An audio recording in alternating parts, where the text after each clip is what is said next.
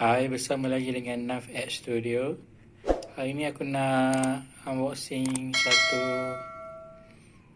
barang ni lah. Nama dia ring fill light. Okay, untuk letak phone kat tengah tu. So dia datang dengan stand dia ni lah.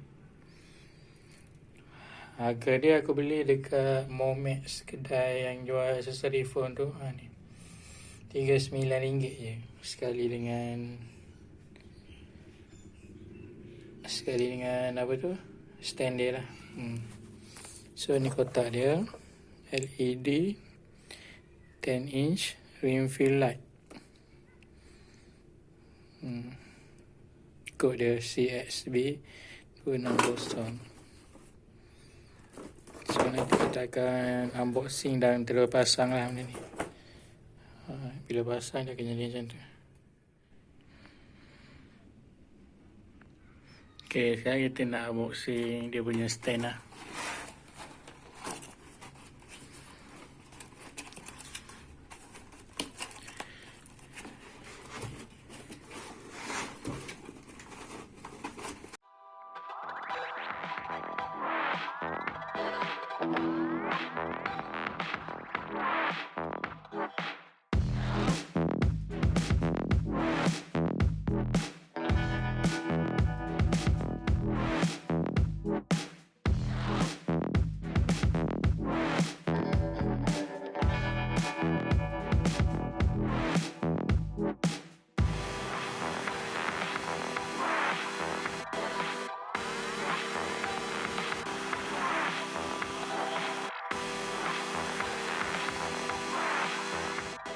Okay, kat dalam kotak ni ada, dah buka tadi.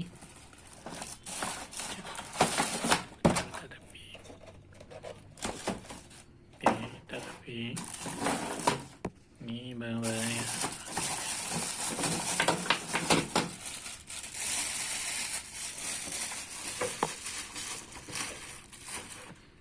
So dia ada lampu ni. Wayar ni dia ada USB, boleh pakai power bank ataupun cucuk kat PC. Okay, dia ada inline controller ni. Okay, ni tukar-tukar lampu rasanya, on off. Ni apa, dim kan, lower the brightness. Ni tambah terang lah. So dari ni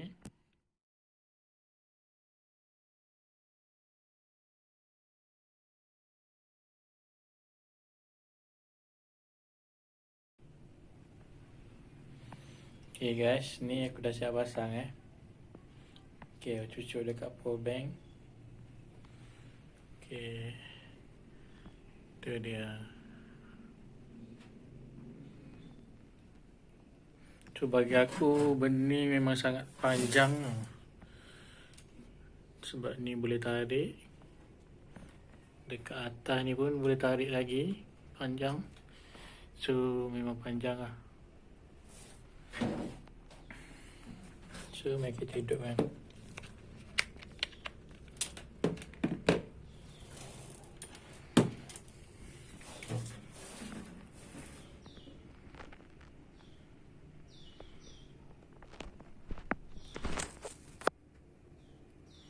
Okay, tekan ni paling bawah ni. Okay, dah nyala. Terang juga.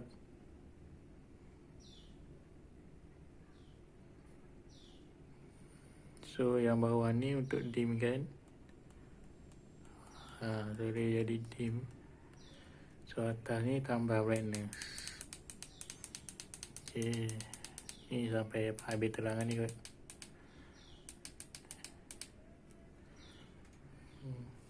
Dan ni on off juga kot.